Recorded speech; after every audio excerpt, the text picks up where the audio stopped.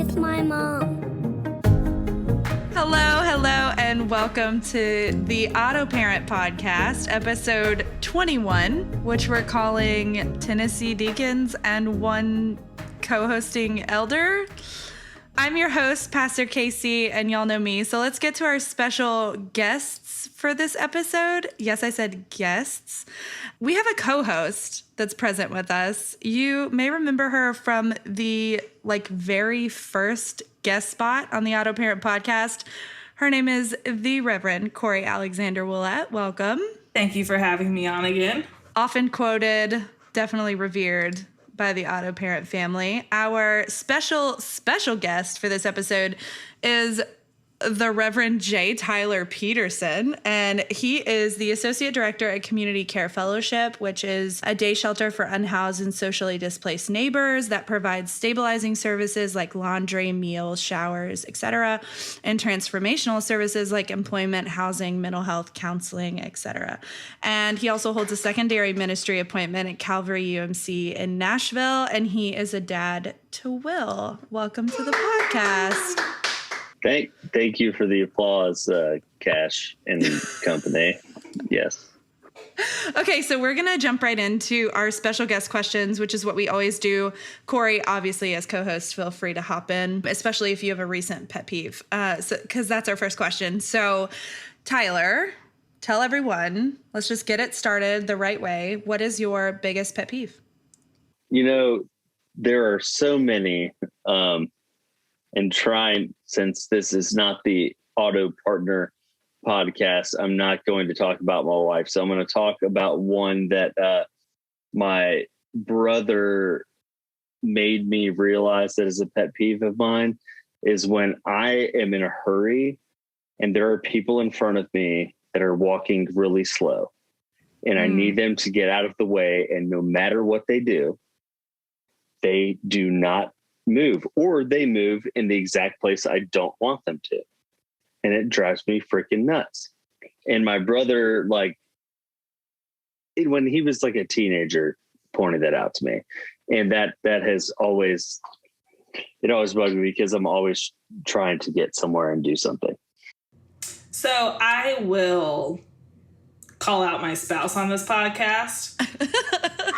And it is completely related to that. So when Ryan and I are at the grocery store, I push the cart, I have the list, Ryan's along for the ride. But sometimes he will walk in front of me and ever so slowly slow down until I get mad enough at him that I just whip the cart around and then pass him.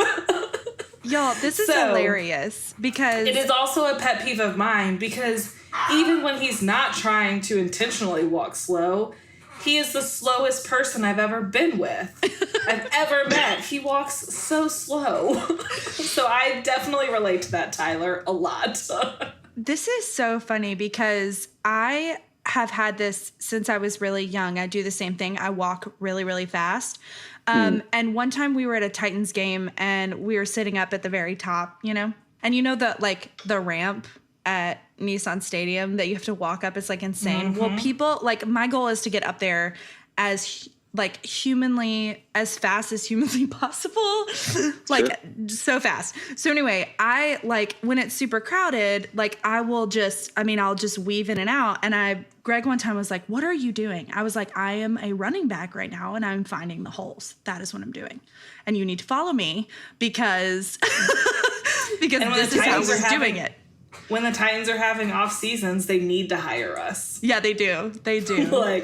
Which feels more often than not. So, all right. So the next question that we like to ask is, what is the hardest time you've ever laughed? And I always say that it doesn't have to be a good story because it doesn't. Most of the time, it's a time when you weren't even supposed to be laughing, which makes it even better. So tell us about a time that you've laughed really, really hard. Okay. So I don't know.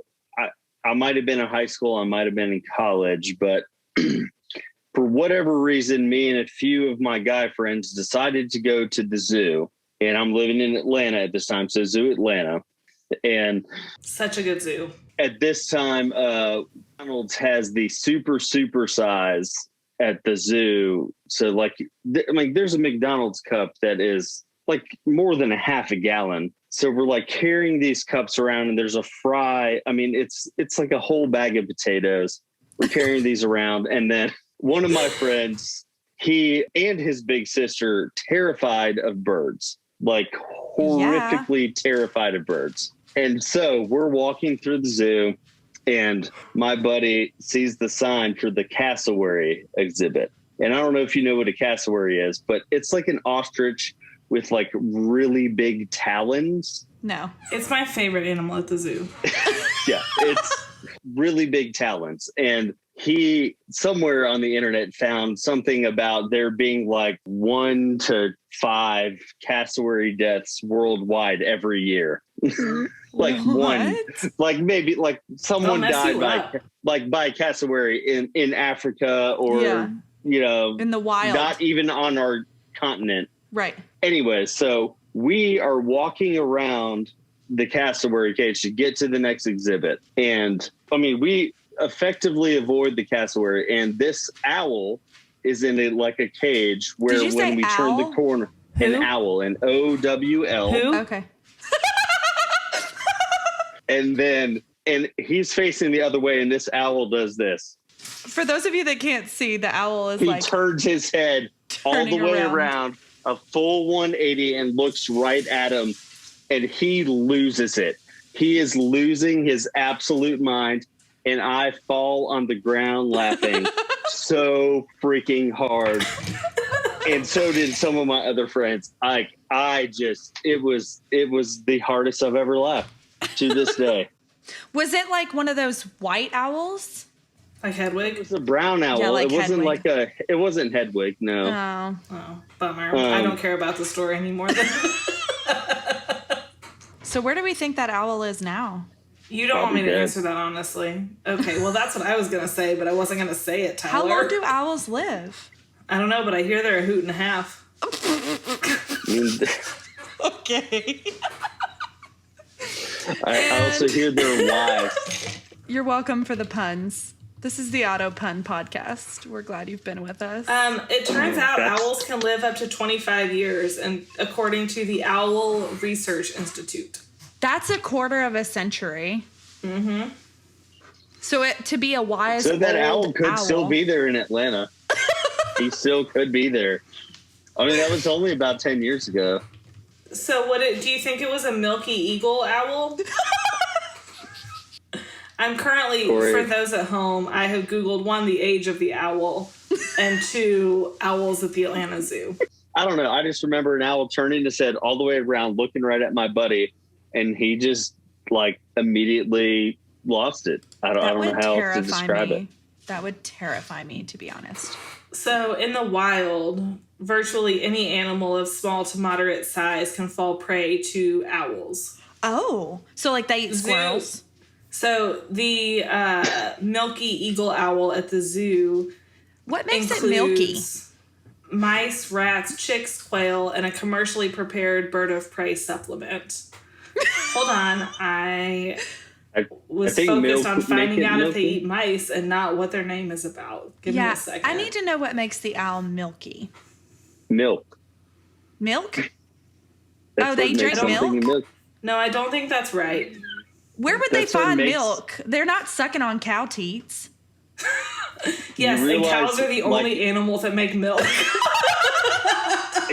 Exactly, kind of my point. But yeah, I mean, what is the root of milky? It's milk. Okay, I understand your point, but I'm just saying, unless they're being given milk. You got a little southern back in there, Casey. Okay, here's the deal. Y'all Are you tired? Yes. Are you AutoParent listeners, you just need to know it is 9:20 p.m. There's gin in my cup, and I am tired. So you're going to get Southern KC for this evening. All right. Okay, let's do some partner parenting fails. So, wait, hold on. I just read a sentence about why the milky eagle owl is called what it is. Tell me. Hit me with it, Corey Alexander Willette. According to zooatlanta.org, the milky eagle owl earns its name from the distinctive bare upper eyelids that are easily visible during a blink or a nap. During breeding season, the eyelids of the males become pinkish or purple, strongly suggesting a role in visual communication associated with reproduction. Females are generally larger than males. Wow. So it has to do with their eyelids. And reproduction, and this is a parenting podcast, so it all fits. So we tied it back together. Okay, well, now it's time. It's educational. Yeah. You're welcome, parents, for this educational content. When your children are About driving the you milky nuts tomorrow, eagle owl. just be like, you know what I learned about today? A milky eagle owl. And they suck on cow teats, and that's why no, I'm just kidding. That is not on the Zoo Atlanta website. Please don't sue us. Zoo Atlanta cannot be held responsible for false claims made about the milky eagle owl. Okay, so now it's time for a segment called Parenting Fails, Confessions, and Wins. Tonight, we're going to do some parenting and partner fails, confessions, and wins, and I'm really excited. So, Tyler, why don't you start us off? Do you have a parenting fail or a partner fail you want to share? You know, I've been thinking about so many of these for several months now, and so many could be very good to share. The one, when you asked me to do the podcast, my wife said, this is the one you need to share. When my son first got out of his crib, I had watched him climb over his crib the first time on the camera, and I got him.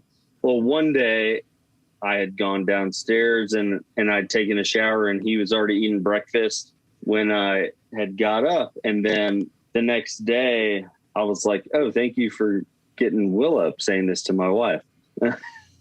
And she was like, what? She's like, I didn't get him out of bed.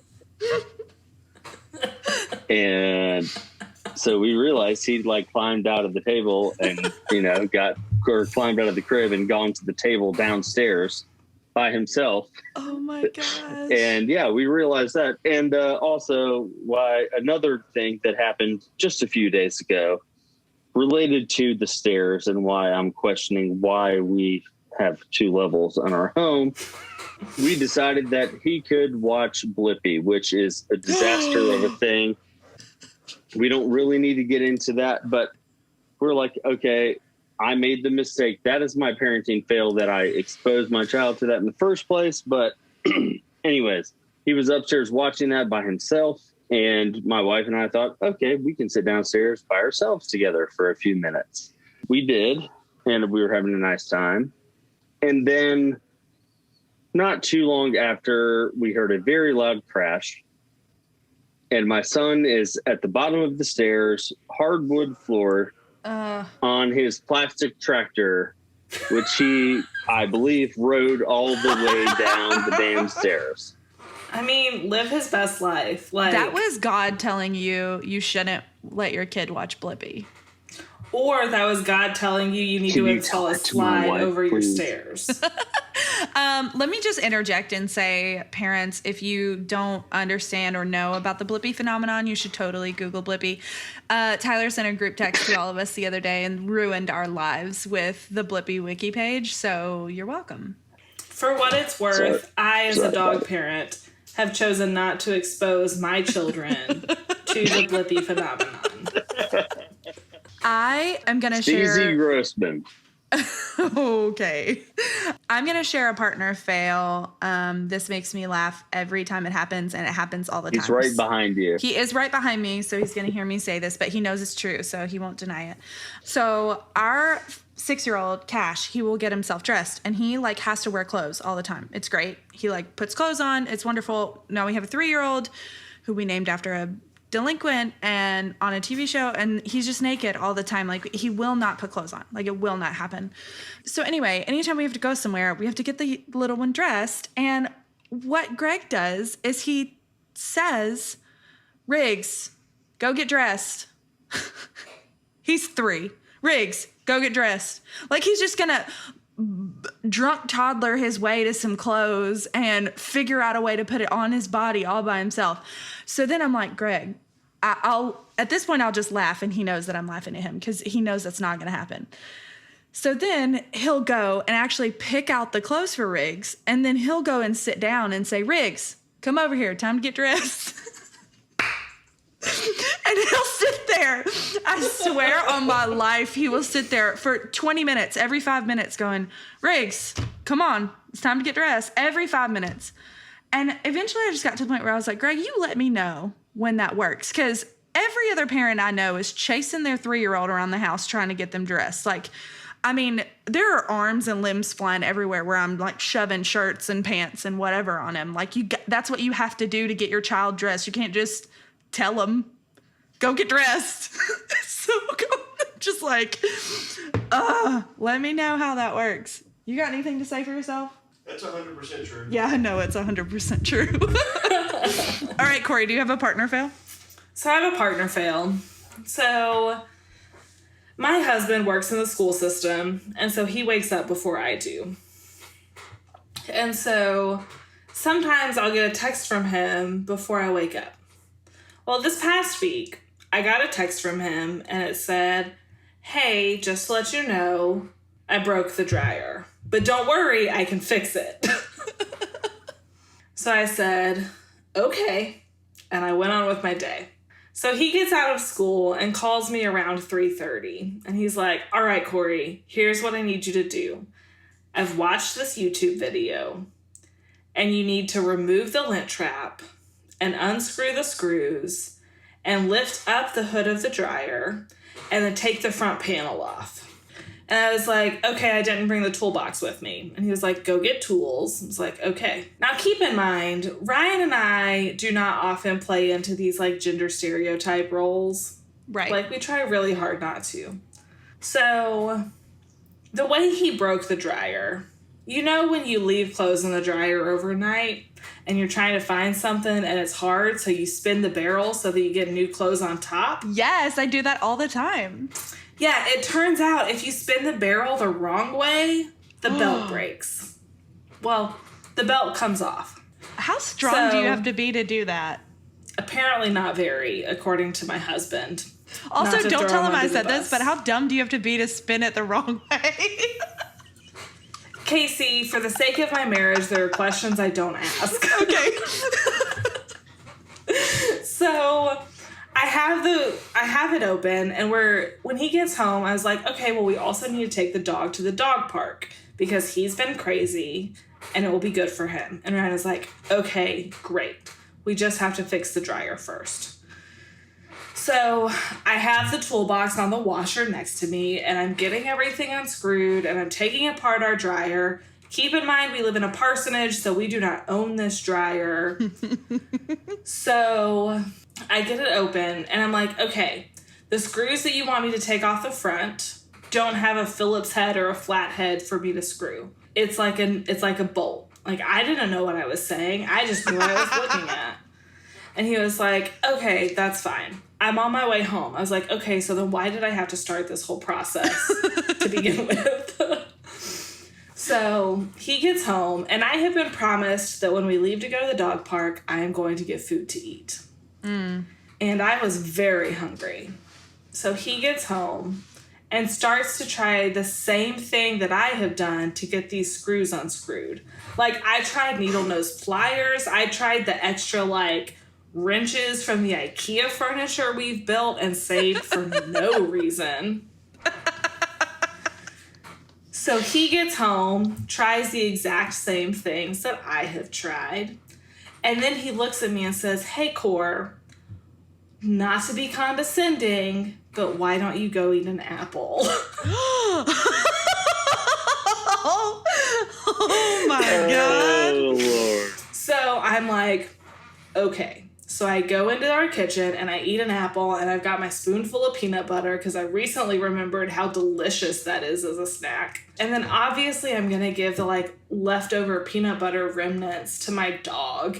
Yeah. And so I'm like holding the spoon for him, and Ryan's like, Corey, I need you to come hold the dryer drum. And I was like, okay. So I just put the spoon on the kitchen floor because I'm not going to punish Leo. No. So he gets the rest of his peanut butter. And I'm holding this up, and I keep having to move back and forth so that I can hold it up, but Ryan can get where he needs to attach the belt back to the wheel that keeps it tight, that spins the dryer. I have no idea. But it's taking him such a long time that I am holding the dryer drum with one hand And in my other hand, I am looking up dryer repair phone numbers. Oh my gosh. Luckily, after 20 minutes of trying to figure out how this belt attaches to this wheel that keeps it tight and attaches to something else, Ryan gets the dryer fixed. And we get everything screwed back on, and we finally get to the dog park. And luckily, I did not have to use any of the very well-researched phone numbers I got. I was looking up reviews. I was looking up prices. I was ready to go to call somebody to come and fix our dryer. But that sounds like a partner fail and win all in one. Yeah. Redemption it really was. is what I call that. Redemption arc at its finest. Okay, let's do some confessions. Tyler, what do you got? Oh, Lord. How many do I have? Well, I mean, maybe the classic dad confession is, maybe it's not just dads, maybe it's moms too, but just hiding in the bathroom to get away from the things that we have to deal with. For what it's worth, I do that with my dog. Drink, everybody. Corey talked about her dog. So, in case you were wondering, my dog is the same as all of your children. I used to do that when I was younger. Like when I was a teenager, I would hide in the bathroom so I wouldn't have to clean my room. But as I've gotten older, I don't do that because they will find me. And our apartment in the other apartment that we did live in, so we just moved and we're in our new apartment, but the old one, you could unlock the door from the outside, and they figured it out so fast that like I can't even take a poop in peace. Like it was such a frustrating thing. So, but Greg, on the other hand, I guess this is Greg's confession. He would do the same thing all the time. Like, I swear, I'm like, you don't have to take a 45-minute shit. What are you doing? Like, it does not take that long. Wait, you got 45 minutes? No, it doesn't take that long. But it might take 15. We don't have children. We don't have children, and that's how long it takes Ryan. To take 45 minutes? Yeah. What TikTok is it with that? Is a beast. I don't understand anybody who wants to spend like Here's that the thing. long on the toilet. Privacy is a sacred thing. And, you know, that's sometimes the only quiet time I have. And sometimes I read scripture on the pot. Sometimes I do other things. Oh, so you're, okay, holier than thou? No, I'm not. I'm not. I said sometimes. I'm playing games. But is it on an actual, like, hardcover paper pages Bible or just It's got to be phone? a Gideon Bible or it doesn't count. I don't have a Gideon's Bible in my bathroom. Is it the King James version? Yeah, no, I should leave some in there, but I don't know if they'll fit in the drawers that I have. Maybe I can get some custom fitted to the drawers, and if anyone who wants to read one who comes to number 2 in my bathroom, they can then have that as a resource. But no, yeah, that's my general confession. So. How great would it be? I'm still on the Gideons thing. Like, how great would it be if your bathroom was like a Gideon's distribution venue? They were like every 6 months you would get a knock on the door and it's the Gideons there to restock your bathroom. I mean, also, Tyler, you should not be having that many visitors. It's still COVID. Well, I mean, just in general, but my wife's cousin literally used to work for the Gideons International and now works for Lifeway. So you could make this a reality. I can make it happen. Yeah, it's a real thing. We were joking, but now it's serious. If you need bathroom Bibles, you just find me on social media or whatever, and we can make it happen for you. This is actual holy shit.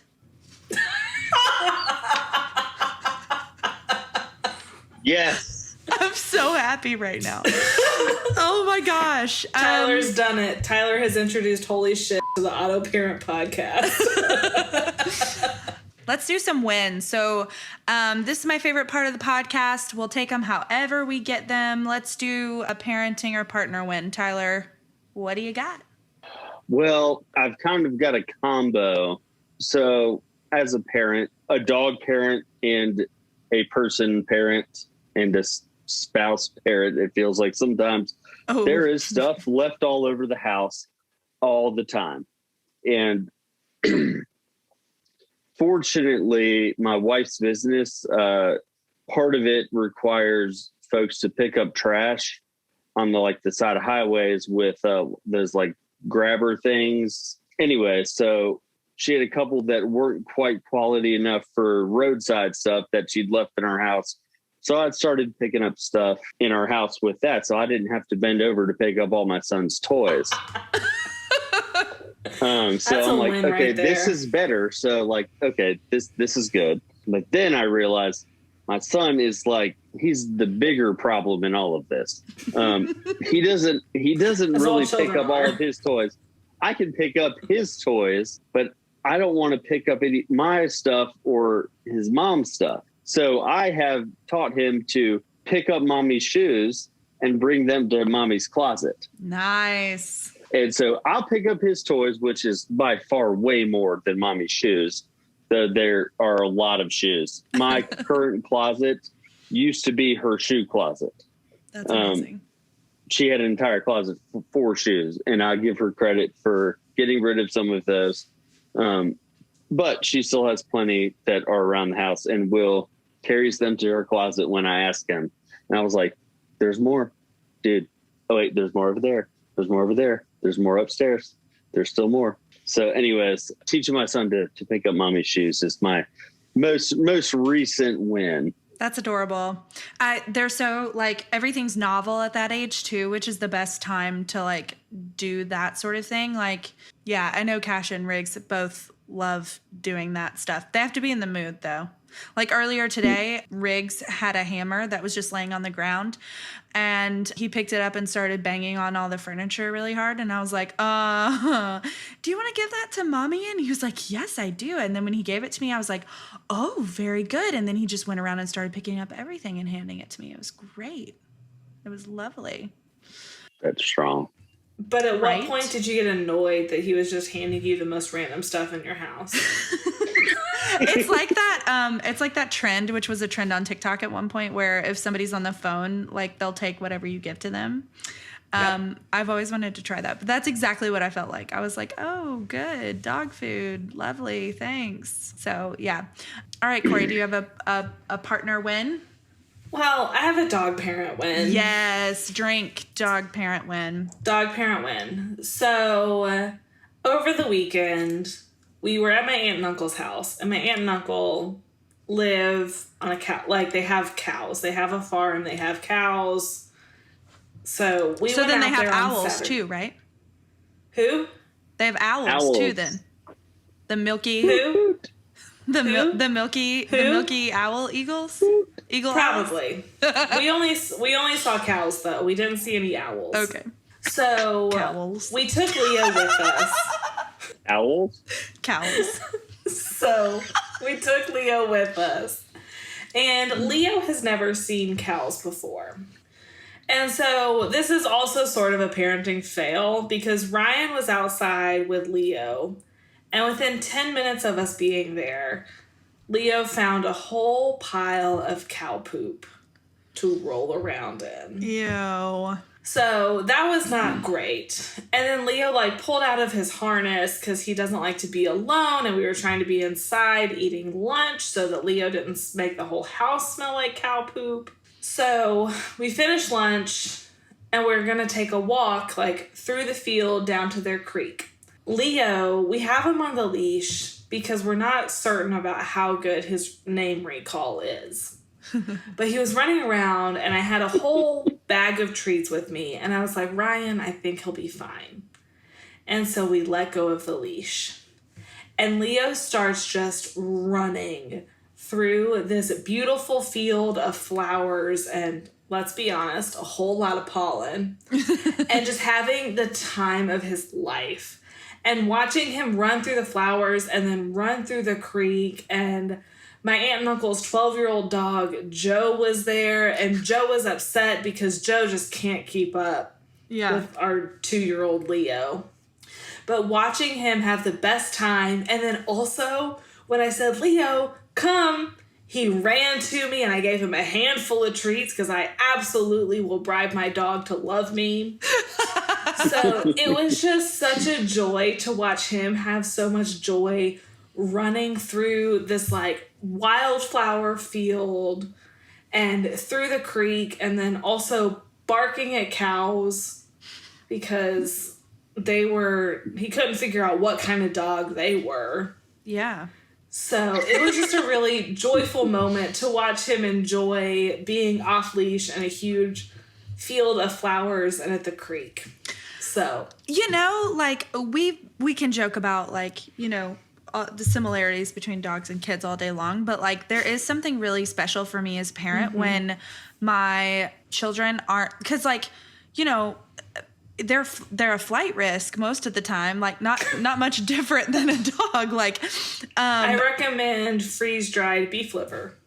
Oh, okay. Yeah, we'll try that. And so it's really cool when like we're back in Tennessee or something and we're at my grandparents' house and they have a creek in the back and there's nothing holding them from just running as free as possible. And it's just like, it's a really beautiful thing. And it's like, it reminds me about this idea of letting kids be kids and like the way that we were sort of raised, like, and even the generation ahead of us. I mean, like I wasn't a stay out until the streetlights come on, but like I know the generation ahead of us, like that was kind of their thing. And like, I don't know, part of me thinks that like we've lost the ideas that kids need to be kids. And especially in a town like DC, like the schools are really, really like they're rigorous and difficult, and it just reminds me that like there's this spirit that sometimes can get stifled in environments like that of being a child and experiencing joy and all of that. And so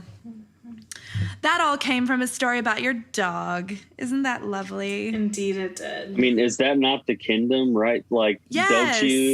don't you hope like we're running free through a field of wildflowers? Yes. And just with our kids and our dogs, and we can experience that same freedom and joy that they have. Yeah. Freaking cheers to that, for Tyler. all people. For all people. For everyone. Yeah. That's beautiful. And like the beauty that we remember that like that is present with us on earth. Yeah. That like, yes, we experience that together, but also like, yeah. Well, this has been good. a segment called Parenting Fails, Confessions, and Wins, FCW. If you have your own parenting confessions, fails, or wins that you want to share with the podcast, you can do that via voice memo. We would love to hear your voice, or you can type it out to us on Instagram or Twitter at AutoParent. And now it's time to do a little something different.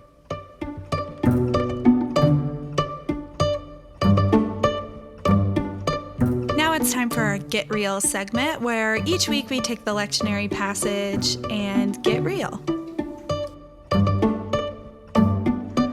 Our lectionary text for this week comes from Isaiah chapter 6. The lectionary piece is actually verses 1 through 8, but we're going to read the whole thing because it only has 13 verses. So here it is in the New Revised Standard Version.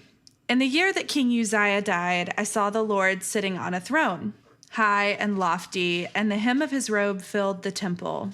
Seraphs were in attendance above him. Each had 6 wings, and 2 they covered their faces, and with 2 they covered their feet, and with 2 they flew. And one called to another and said, Holy, holy, holy is the Lord of hosts. The whole earth is full of glory. The pivots on the thresholds shook at the voices of those who called, and the house filled with smoke. And I said, Woe is me, I am lost, for I am a man of unclean lips, and I live among a people of unclean lips. Yet my eyes have seen the King, the Lord of hosts. Then one of the seraphs flew to me, holding a live coal that had been taken from the altar with a pair of tongs. The seraph touched my mouth with it and said, Now that this has touched your lips, your guilt has departed, and your sin is blotted out. Then I heard the voice of the Lord saying, Whom shall I send, and who will go for us? And I said, Here I am, send me. And he said, Go and say to this people, Keep listening, but do not comprehend. Keep looking, but do not understand. Make the mind of this people dull, and stop their ears and shut their eyes, so that they may not look with their eyes and listen with their ears and comprehend with their minds and turn and be healed. Then I said, how long, O Lord? And God said, until cities lie waste without inhabitant and houses without people, and the land is utterly desolate. Until the Lord sends everyone far away, and vast is emptiness in the midst of the land. Even if a 10th part remain in it, it will be burned again. Like a terebinth or an oak whose stump remains standing when it is felled. The holy seed is its stump. This is the word of the Lord. That's pretty God. Mm. So let's just do some initial reactions for this call text from Isaiah. Tyler, what are you thinking first? Well, in the spirit of the AutoParent podcast, how could I not go to verse 7? See, this is touch your lips. Your guilt is taken away and your sin is atoned for. Kick rocks, guilt, right? Yeah, that's right. Let's go. Yeah. Kick those rocks. I got to bring that up first. Yeah. Yeah. Tyler is an avid listener of the podcast, which is lovely to have somebody on who listens. So he knows that over here at the AutoParent podcast, we tell guilt and shame to just kick rocks. It's what we do. So yeah, that's great. Corey, what are some initial reactions that you have with this Isaiah call text? Well, honestly, Tyler kind of took it from me, because I also looked at this guilt departed and your sin is blotted out. But then I also think about the next verse that says, whom shall I send? Who will go for us? And Isaiah says, here I am, send me. And as the elder of the United Methodist Church on this call, I can't help but think, as I get ready to transition from my current appointment to my new appointment in about a month, that is what we sign up for as elders, that itinerate and get calls from our DSs that say, this is where you're going. Yeah. These are the people you're going to be loving. And you just have to say, here I am, send me. And so that is something that really resonates with me as I prepare to move to a new city, to a new congregation, and move for the first time actually married to someone who is moving with me. And so that is a part that really sticks out to me. But also this part that says, keep listening, go and say to this people, keep listening, but don't comprehend, keep looking, but don't understand. All I want to do is understand things. Right. All I want to do is find the truth, find the answer, find... It's because you're a 1 on the Enneagram, just like me. Bingo, bango, bongo. I'm a 2 swing 1, by the way. Yeah, there we go. Yeah. I feel you. Maybe some days I'm a 1 more than I'm a 2. So Yeah. Yeah, so this idea of not being able to understand or know what is going on terrifies me. I love having answers. I love knowing things. And so the reminder that in these calls that God places on our lives, regardless of if you're an elder or even just a general clergy person in the United Methodist Church, knowing that when God calls you, you are stepping in deep faith. Right. And stepping into these things that sometimes you don't understand. Definitely resonates with me a lot right now. That was my initial reaction, is like, the here I am, send me comes before the like, here's what you need to tell them, right? Yeah. Which isn't particularly like unaffirming or a great message. Like, it's not necessarily like something that's like super great and uplifting. It's a little bit of ugh. So what, like, our natural inclination in a text like this is to say, look how selfless and wonderful and amazing Isaiah is. Like, here I am, send me, right? Like, it would be our goal to have that sort of posture when it comes to receiving some kind of divine call. And I just want to be the one to say, it doesn't always work that way, does it? And so sometimes, like, saying, here I am, send me, it's more or less like a way of being, as opposed to like saying yes to something we don't necessarily know. I think it's saying yes to the unknowing. And that's hard for me as you were just saying. Like, I think that there's beauty and love and all kinds of things waiting for us in the unknown, including being known. And so right, absolutely. I think it's just really interesting and perhaps a different way of looking at it to say, yeah, Isaiah is great, just stepping out into faith and whatever, but sometimes that's just not feasible for all of us. And so what it really looks like is a conscious stepping out into some comfortability with the unknown. Well, and talk to any clergy person and say, hey, what was your call to ministry like? You definitely get the people who are like, yes, I have been called since I was 13 years old and I've known that this is what I'm doing. Right. And there are people, myself included, that when we realized we were being called to ministry, we were like, nope, actually I'm good. I'm going to do something else for a while. And so it's not this like wholehearted, here I am, send me, because there is a lot of unknown in ministry. And so knowing that like there is grace, I am currently wearing a t-shirt as we record this that says grace is free, guac is extra. And so as we live into who God is calling us to be, no matter if that is ministry or parenthood or anything else, there is grace in that for us to figure out and truly hear what God is saying to us before we step into this unknown. Yeah, Tyler, what about you? Did you run from your call? Yeah, I mean, when I read this, it's a reminder, it's a renewal for a call. I mean, Isaiah was already called, and we all already are called. And I think he's just reminded of God's holiness in this. And I mean, he recognizes that, frankly, well, his lips are unclean. He sucks, because I recognize that in myself as at least a swing one. I give myself a hard time. You kick your own ass a little bit. As you and Mary Kate Bright said a couple weeks ago. Yeah. I do that on occasion. And it's a recognition of that, but it's the recognition of the holiness of God and how great, tying it into your shirt, Corey. God's grace. I mean, I'm not a guac fan. I'm glad the grace is free and not the guac, because I'm not a guac fan. So I'll take the grace.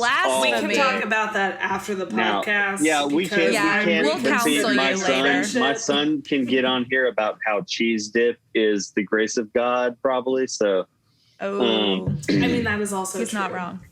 So that's the other thing. Amazing. Let me say one thing about what you just said that I love, which is that you're kind of like turning this whole thing on its head a little bit, especially as a one. It's so resonated with me when you were talking about kicking your own ass. Like, that is something I do all the time. And what an important shift for me to not be so egocentric and to not be so focused on my lack that I can't see the fullness of God. Like, that's a whole word. It's a whole word, and it spoke to me, and I just wanted to say that. Yeah, so that's a perfect segue to what I was going to say. I was going to go back to what the angels, the seraphims, were singing, right? So they were singing, holy, holy, holy is the Lord Almighty. The whole earth is full of God's glory, right? Mm-hmm. So the whole earth is full of God's glory. And so you changed the text on us yesterday, and per my request, have you? But per your request, exactly. I was just making a stab at you, but anyways, I'm so happy you did, because I like the whole earth is full of God's glory. That has sat with me. I read it last night after that, and it's been sitting with me all day, and I've been thinking about that, and I've been looking outside my truck window, out in the parking lot today. I was, serving some unhoused folks, helping them, providing them showers and laundry and food and other things out of an RV in a church parking lot up in Madison, Tennessee. And the whole earth is full. Full is the key word there. Full. Yeah. It's full of it. And I just think about this last year and a half that we've had, and I'm like, do we even recognize the fullness of God's glory at all anymore? And how that is, let alone God's holiness. It's easy to recognize our uncleanliness or sinfulness or all of that. We probably recognize that more than we want to in the last year, not being able to really go to church. But that is what's out with me. The whole earth is full of God's glory and the holy, holy, holy, the triune God, right? Well, and it goes back to this communion liturgy. Yeah. That when we partake in the sacrament of Holy Communion, we say together, Holy, holy, holy, Lord God of power and might, heaven and earth are full of your glory. Hosanna in the highest. And it comes after we have recounted this steadfastness of God, and we give thanks for all of the creation around us from God Almighty. And it says, you formed us in your image and breathed into us the breath of life. And our response to that is holy, holy, holy Lord. And so even in creation, even in the midst of our being, we contain this holiness of God and live into who God has called us to be and live into this beauty and glory of Christ, who has come for us, who died for us, who we embody in our works, who we have been called to be Christ's hands and feet in the world.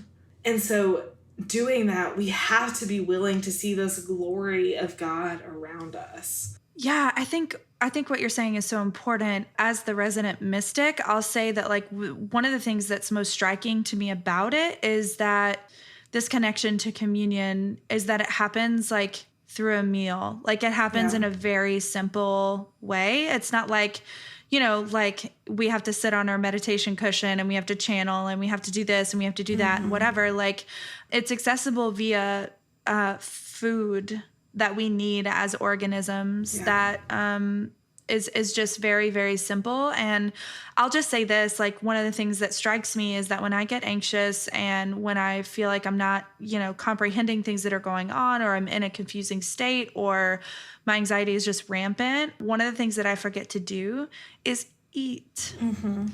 And it's just a reminder to me that through this meal that is quite literally sustenance for our bodies, we can also be reminded and reconnected to spirit in the midst of confusion and perhaps lack and feeling less than and whatever, that we need to remember to show up to the table. That's all we have to do. Like there's a chair, like that's all we have to do. We don't have to get it right.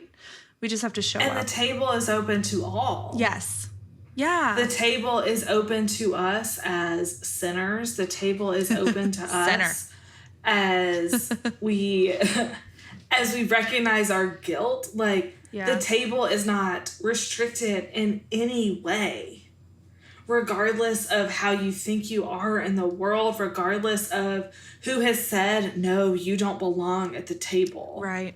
Christ still says, no, this table is open. Well, there is no gatekeeper to the table, right? Because if there were, Peter and Judas and whoever else wouldn't have gotten anything to eat. So this is not how it works. This is not how. I love preaching on Judas because even in the midst of Christ knowing that Judas would betray him, Christ washed his feet. Christ invited him to the table, not to get all Jesus-y on the Old Testament. We are very Jesus-y right now. But I was going to try to bring us back and talk a little bit about prophecy and prophetic witness. Yeah, go for it, because I got us real derailed on communion. Well, can we go back to like, this text lends itself back to like Moses and then also looks forward, right? I mean, like Moses on Mount Sinai with the smoke and anyways, in the temple, and like, it's full of it. You're smarter than me. I'm just I'm just a lowly deacon Tyler. Yeah, who doesn't actually work at a church on a regular basis. I can't have it. I can't have what I think on public record. Go Vols, for the record. I can't have that on record. Go Duke. So yeah, what I was thinking specifically about prophecy and prophetic witness is like, I don't know, you all can tell me this too, but for me, as somebody who's been trying to continually have something to say in the midst of a global pandemic, and here at Foundry, we have been outside of the building for the entirety of it and trying to create new and original, and creative ways of preaching and teaching and offering some kind of word in the midst of this has been really, really difficult. It's been really hard. And there have been nights where I've been lying in bed just sort of reckoning with myself and trying to figure out, I will say to myself over and over again, this is the moment for prophets. This is what happens in scripture and in the Hebrew text in particular over and over again in the stories of the prophets. It happens in exile. It happens after someone's been conquered. It happens in and amongst plagues and all other kinds of things. And so it reminds me of, the sacrifice of what it really looks like to be a prophet and to stand in the gap, and to breathe spirit over dry bones. Yeah. Especially when what is being said isn't what wants to be heard. Yeah. Yeah. Say more about that. Well, just this idea that there's a prophetic word in this Black Lives Matter movement. Yeah. There is prophetic word in what is happening with Israel and Palestine. Yeah. There is prophetic word in caring for our neighbor by wearing masks and being vaccinated and limiting our exposure. And that sometimes that's not the word that wants to be heard. Yeah. Sometimes that word is heard as divisive and... Or not far enough, or not enough, or not enough, or too little, hard. or whatever it is. And so how do we as the church live into this understanding that sometimes what we say is not what wants to be heard? Yeah, you bring up an excellent point too about the sort of the difficulty of prophecy in any moment, right? Yeah. Is figuring out how to remain connected to the source. A couple weeks ago, we did the Vine and the Branches were the lectionary text, and it just reminds me about, here we are back in the New Testament again, maintaining that connection to source and to spirit and to life and to love, so that we can be as close to kingdom language and inclusion and life as possible. And, kindness first. I say this all the time, I don't care what your personality type is. I don't care how you show up. I don't care what you've been through. What your Enneagram number is. What your Enneagram number is. There's just no excuse to be an asshole. There just really isn't. Kindness first. Kindness first. Tyler, what were you going to say?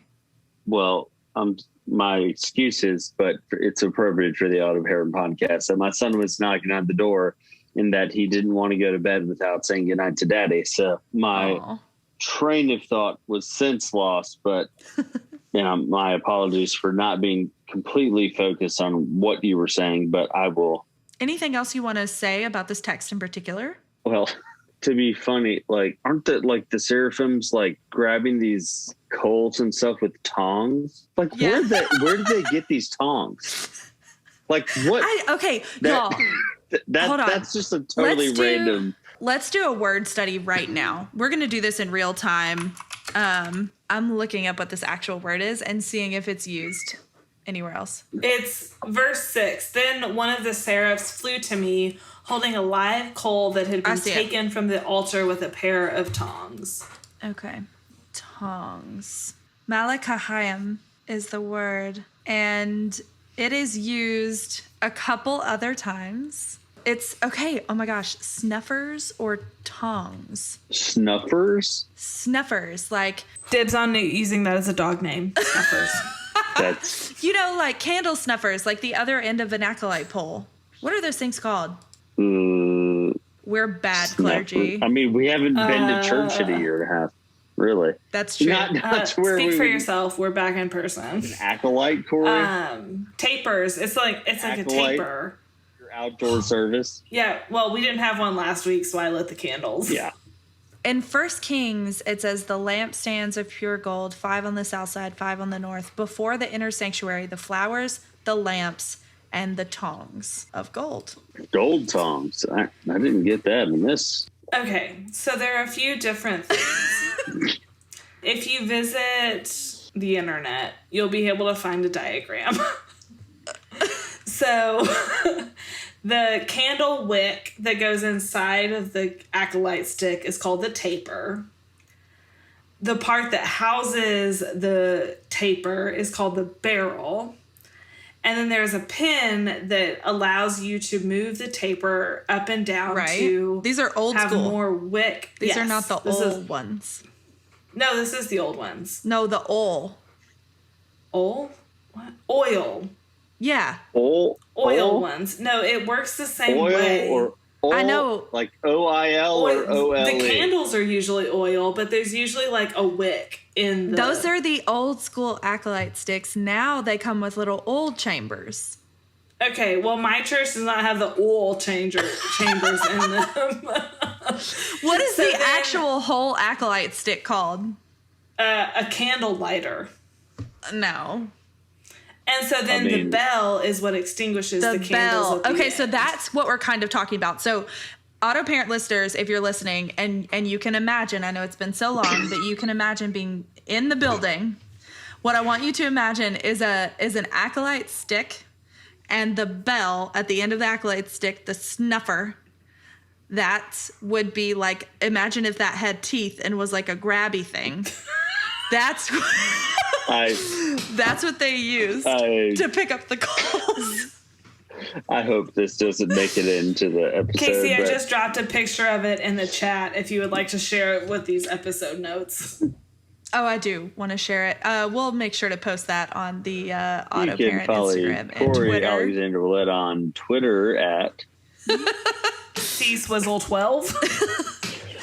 Okay, so I want to ask this question just before we get done with the lectionary piece. I want to talk about how this text relates to us as parents, or what it has to say to parents. And yeah, Tyler, what do you got? Yeah, so I just think about, I love Isaiah because of the prophetic words that I really had nothing to add to, because I was chasing my own son around the room at the time that you were doing that. But and my apologies for not adding anything to that. And thank you for those words that I was hearing them. And thank you for those. But I think about as a parent and trying to instill something in our children. I'm trying to think about the time of Isaiah and something that is to come. So for our children, we're teaching them what is coming for them. And that's what we are trying to do. Yeah. You know, we want them to say those words, send me, right? We want them to own that themselves. And, you know, that's something I did reluctantly for the better part of a decade.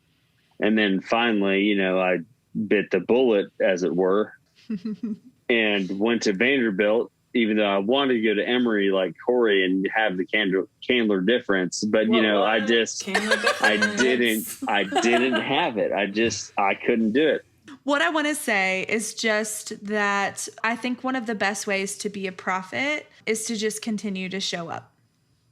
To just continue to show up. And if we teach our kids that, then they will do the same thing. And I think what's beautiful about that is acknowledging when we don't know, acknowledging when we're confused or sad or lonely or scared, and allowing them to have those feelings and to encounter the world in the same way that we do, because it's honest, it's connected, it's beautiful, and ultimately it ends in hope. And I think that's just an important word that Isaiah has for us as parents. And that there's grace when we mess up. That there is always grace when we get mad at our dogs or our kids or whatever the case may be, that our sin is blotted out. That even when we are full of guilt and sin and shame, God still says, "Who shall I send?" And we still get to respond, "Me." Yeah. That's a word. That's a word. Well, this has been amazing. I'm so glad we got to do this together. You all are badasses, and I so appreciate you. Corey, you'll probably be back co-hosting again, I'm sure. We're also going to record a special podcast coming up soon. And yeah, now it's time for our mantra.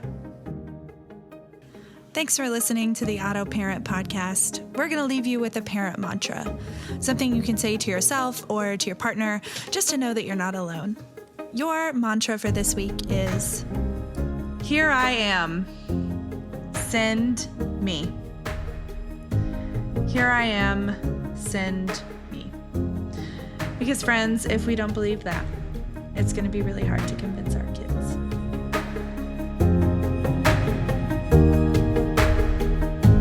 And remember this, you don't have to be an auto parent to be a good one. I've been your host, Pastor KC. You can follow me on Twitter at RevKCVC. Join us next week, same time, same place. You can find out more information about Foundry United Methodist Church by visiting our website, www.foundryumc.org. If you're specifically looking for information about our Family Ministries department or our offerings for parents, you can find those at www.foundryumc.org/family ministries.